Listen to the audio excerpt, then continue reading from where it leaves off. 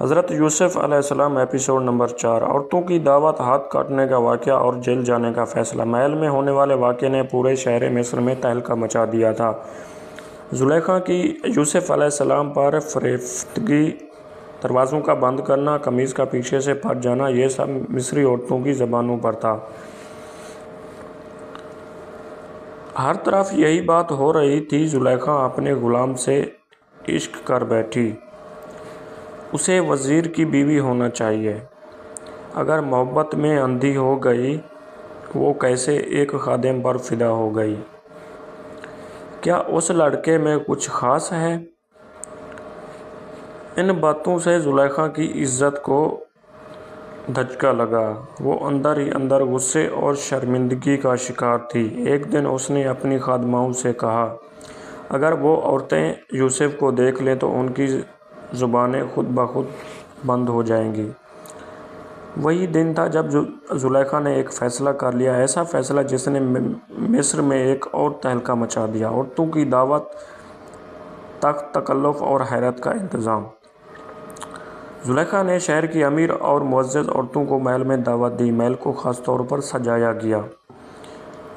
خوشبوئیں، پھول، قیمتی پردے، رنگین روشنی، نرم قالین، سب کچھ ایک شاہی تقریب جیسا لگ رہا تھا۔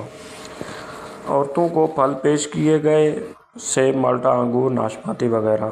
ہر عورت کے ہاتھ میں کٹر چھری دے دی گئی تاکہ وہ پھل کاٹ کر کھا سکیں۔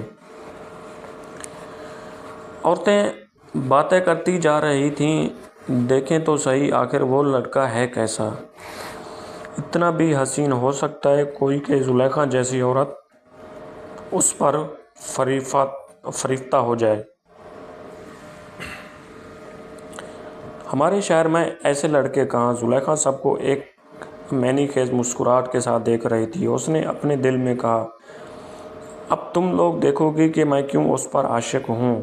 جب سب عورتیں پھل کاٹنے میں مشغول ہو گئی تھیں، زلیخا نے اپنی خادمہ کو اشارہ کیا، یوسف کو اندر بھیج دو۔ حضرت یوسف علیہ السلام کا داخل ہونا، حسن کا وہ منظر جس نے سب بدل دیا۔ دروازہ کھلا، حضرت یوسف علیہ السلام اندر آئے، نہ شور نہ آواز۔ صرف ایک لمحے میں پورا حال ساکت ہو گیا۔ ہر عورت کی آنکھیں جیسے پھٹ گئیں، ہاتھ تھم گئے، سانس رک گئی، جسم جامد ہو گیا، اور پھر ایک غیر ارادی چیخ سے اٹھی، حاشا اللہ، ماشاء اللہ، یہ تو انسان ہی نہیں، یہ تو کوئی فرشتہ لگتا ہے۔ قرآن نے بیان کیا، جب عورتوں نے یوسف کو دیکھا تو اپنے ہاتھ کاٹ لیے۔ واقعی وہ ہاتھ کاٹ بیٹھی تھیں، کوئی اپنی انگلی، کوئی ہاتھ کی پشت، کوئی ناخن کے نیچے۔ چھریاں چلتی رہیں کیونکہ ان کی ساری توجہ یوسف علیہ السلام کے چہرے پر تھی۔ خون بہنے لگا، مگر ان عورتوں کو تکلیف تک محسوس نہیں ہوئی۔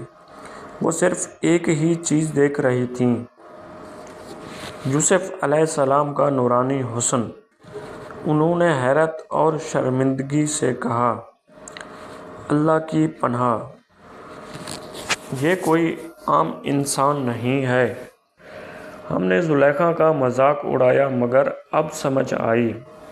زلیخا آگے بڑھی اور فخر سے بولی، ہاں، یہی ہے وہ جس پر تم مجھے طعنے دیتی تھی۔ اگر میں اس کے عشق میں گرفتار ہوں تو تم بھی ہوتی۔ وہ آگے بولی، اور اگر یہ میری بات نہ مانے گا تو میں اسے قید میں ڈال دوں گی۔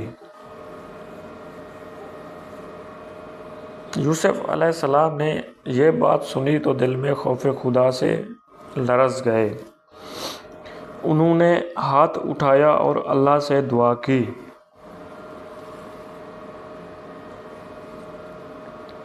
اے میرے رب، جیل مجھے اس چیز سے بہتر ہے جس کی طرف یہ مجھے بلا رہی ہے۔ یہ اللہ کے نبی کا کمال تھا۔ دنیا یوسف کو چاہتی تھی مگر یوسف اللہ کو چاہتے تھے۔ سبحان اللہ۔ جیل جانے کا فیصلہ، زلیخا کی ضد، وزیر کا دباؤ اور مصر کی سیاست۔ دعوت کے بعد بھی عورتوں کی زبانیں نہ رکیں۔ وہ کہنے لگیں، زلیخا تنہا نہیں، ہم بھی اس یوسف کے حسن سے حیران ہیں۔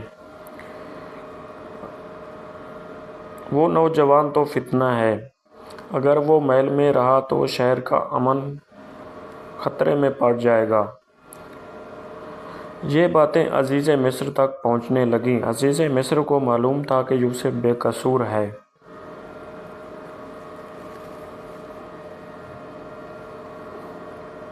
وہ یہ بھی جانتا تھا کہ اس کی بیوی غلط ہے، لیکن سیاسی دباؤ، عوام کا شور،